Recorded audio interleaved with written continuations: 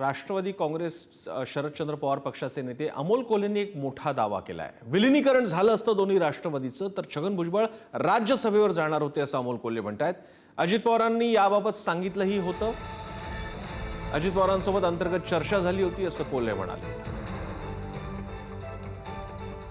माननीय भुजबळ साहेबांसारखा एक वरिष्ठ नेता हा संसदेत असणं ही फार महत्त्वाची गोष्ट होती आणि जी काही प्राथमिक चर्चा ही दादांच्या आमच्याबरोबर झाली होती त्यामध्ये एकदा ओघाने दादांनी सांगितलं होतं की कदाचित भुजबळ साहेब हे राज्यसभेवर असतील अशी एक चर्चा ही आमची अंतर्गत झाली होती।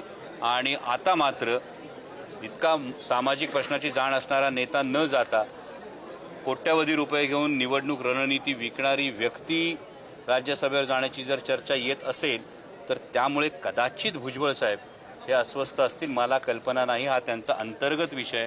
आणि दुसरी महत्त्वाचा बाब ही आहे की त्यांना या चर्चेत घेतलं किंवा का घेतलं नाही हा त्यांचा अंतर्गत विषय आहे, त्यामुळे त्याविषयी मी उगाच भाष्य करणं योग्य नाही।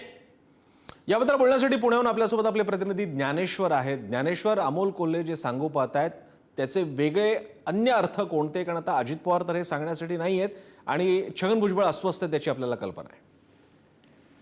या सगळ्या दरम्यान अजित पवार यांची जी इच्छा होती किंवा अजित पवार यांनी ओघात असं सांगितलं होतं की छगन भुजबळ हे राज्यसभेवर असतील अशा पद्धतीचा अमोल कोल्हे आणि अजित पवार अर्थात अजित पवारांनी जी बैठक झालेली होती शरद पवारांच्या राष्ट्रवादीच्या नेत्यांची, या बैठकीच्या दरम्यान अजित पवारांनी त्यांची जी इच्छा बोलून दाखवलेली होती ती अमोल कोल्हेंनी आज जाहीरपणे माध्यमांसमोर बोलताना सांगितलेली आहे। अर्थातच हे सगळं बाहेर येत असताना सगळ्यात महत्वाची गोष्ट हीच आहे की छगन भुजबळ यांनी ज्या पद्धतीनं मागच्या काही दिवसांपासून जेव्हा अजित पवार हयात होते तेव्हा त्यांच्यासोबत असलेला त्यांचा संपर्क आणि त्यांच्या बैठका आणि त्या सगळ्या ज्या बैठका सुरू होत्या तेव्हा राज्यसभेवर चर्चा झाली होती का याबद्दल देखील तशी स्पष्टता एकदा अजित पवार यांनी ऑफ द रेकॉर्ड पत्रकारांशी बोलताना सांगितली होती की हो अशा पद्धतीनं तयारी सुरू आहे, तशा पद्धतीच्या बैठका आमच्या झालेल्या होत्या। याचाच अर्थ जे छगन भुजबळ यांचं खातं आहे विलिनीकरणानंतर राज्यातलं ते शरद पवार यांच्या पक्षातल्या कुठल्या नेत्याला जाणार होतं का याची देखील एक चर्चा या निमित्तानं सुरू होते। धन्यवाद ज्ञानेश्वर तुम्ही दिलेल्या माहितीबद्दल।